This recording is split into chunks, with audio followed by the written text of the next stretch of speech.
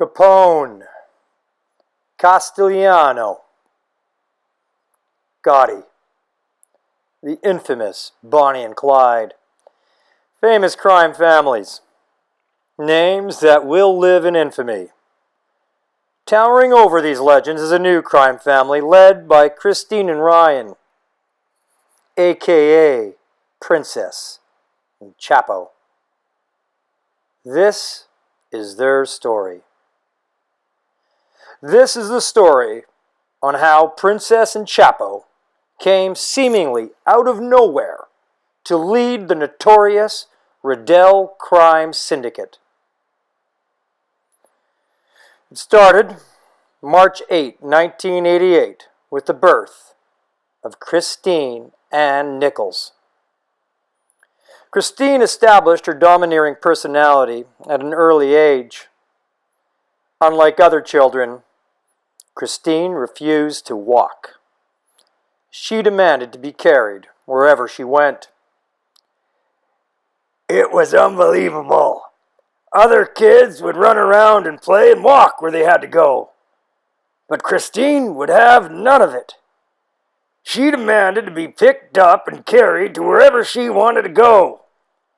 She didn't care who you were, young or old or fragile. She didn't care less. The rule was, pick her up or feel her wrath. It was this behavior that eventually earned her the nickname Princess. Kristine's outlaw and thrill-seeking nature surfaced very early on with her love for motorcycles. She took to riding the two-wheeled beast at any moment she could find. Kristine would ride hard and fast everywhere she went. If she couldn't find two wheels, she would improvise. She was legendary. She would ride anything to express her freedom. She would find it, and she would ride it. Kristine's penchant for gang life surfaced at this time, forcing other children to follow her lead in taking reckless thrill rides. Seeing how Kristine was moving toward a rougher and harder lifestyle, her parents encouraged her toward a more righteous path and encouraged her and her sister to take up broom riding. Unlike her sister, Kristine was a natural.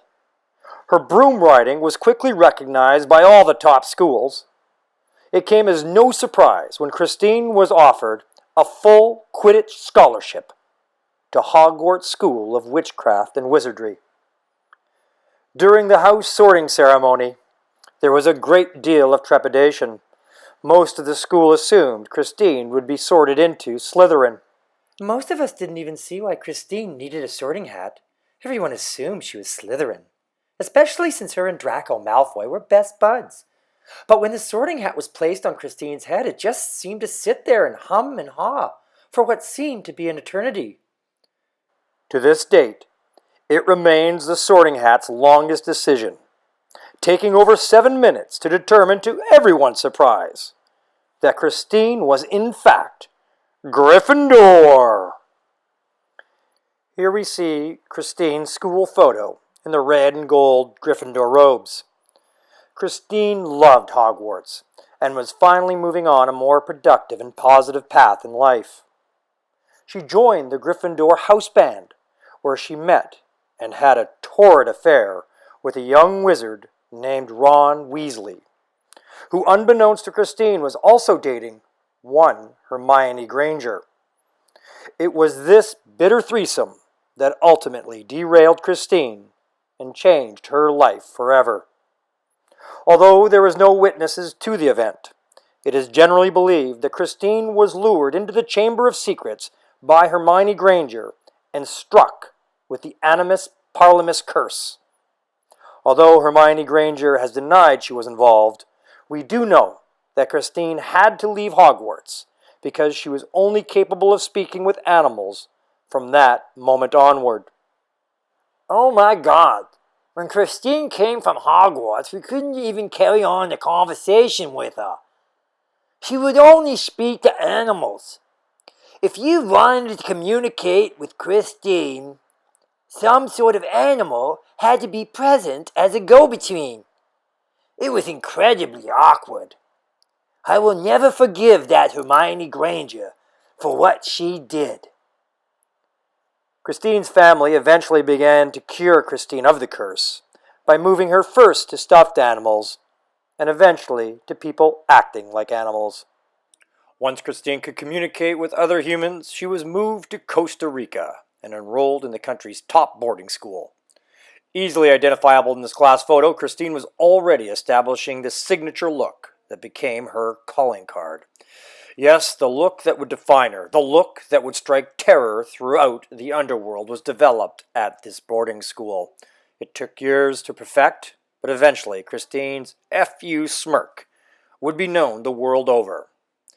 That's one thing you never want to see. Let me tell you. Rumor is she killed at least 7 people with that smirk alone. I believe it. Smirk in tow, Kristine quickly established the notorious Winter Jacket Gang, terrorizing the streets of Costa Rica, taking in huge hauls of electronics and cornering the market on Beanie Babies. Kristine recruited 2 captains, and the 3 of them quickly established Winter Jacket Gang branches across the Americas. It didn't take long for North America's largest rival gang, Black Sabbath, to take notice. Led by the ruthless Sharon Osbourne, it was believed that Black Sabbath would quickly wipe the Winter Jacket Gang off the map. However, that was not to be. As can be seen here from a top-secret FBI file, Kristine infiltrated the Black Sabbath gang as Sharon Osbourne. She took over the Black Sabbath operation in a matter of days. At the top of her game, nothing could stop Kristine, her captains, or her smirk. Or so they thought. Ryan Matthew Radel was born on March 8, 1986. Yes, March 8, the same fateful day as Kristine Nichols. Unlike Kristine, Ryan was born into an established crime family. From an early age, Ryan rode bikes and drank hard. He commanded respect. He had a quick temper if associates got to his bad side. One look from Ryan, and you knew he meant business.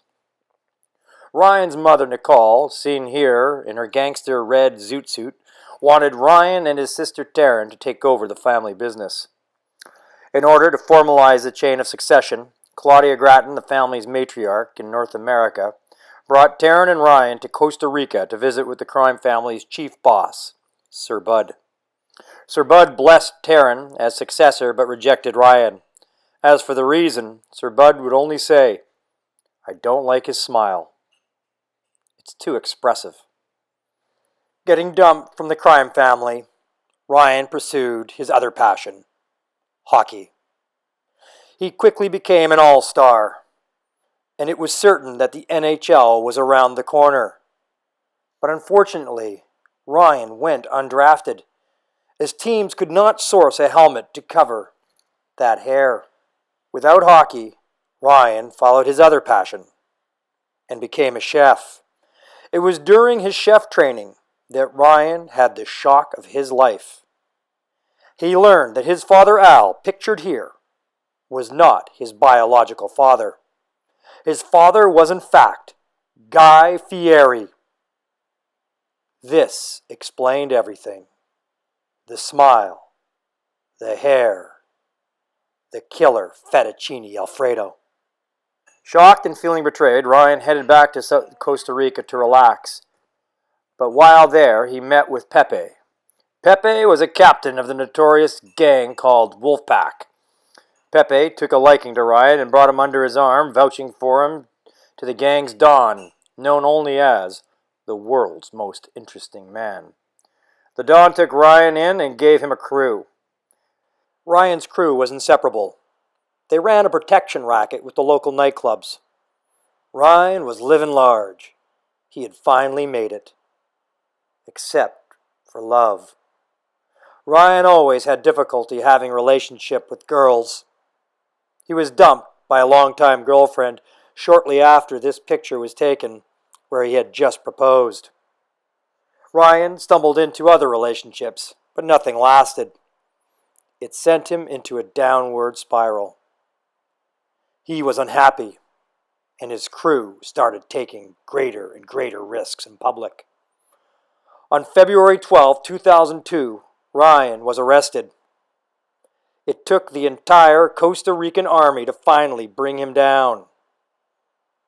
Ryan didn't care. He just laughed it off. He wouldn't be laughing long. In jail, Ryan became a changed man. This is when he earned his nickname, Chapo. Upon his release in 2006, Ryan was clearly a different man. He took on a number of frivolous one-night stands. He was determined to play the field and not get attached. He was only fooling himself. True to form, he got attached and caught his lover in bed with another man. Broken-hearted yet again, he needed purpose. He sought help to get back in with his estranged crime family. Al came to the rescue. He had a job for him. He wanted the head of the Winter Jacket gang taken out for good. Ryan took the assignment and tracked down Kristine in Costa Rica. He quickly infiltrated her crew and gained her trust. On June 3, 2012, Ryan took Kristine to the local seafood restaurant. There, he poisoned Kristine's crab. She soon broke out in boils and had a screaming headache. Thinking it was only a case of indigestion, Kristine went home to get some rest. Her housekeeper found her dead on the floor the next morning. Here, our story should have ended. But no, it does not. Unbeknownst to everyone, Kristine and Ryan met years before on the beaches of Costa Rica. They had spent years hatching a plan to unite the two crime families into the biggest crime syndicate the world has ever known. They faked Kristine's death. With everyone thinking Kristine dead, they were able to move quickly with the ensuing chaos to unite the crime families under one single banner, their own. Today, it stands as the single most powerful family in the world. And the body found on Kristina's floor?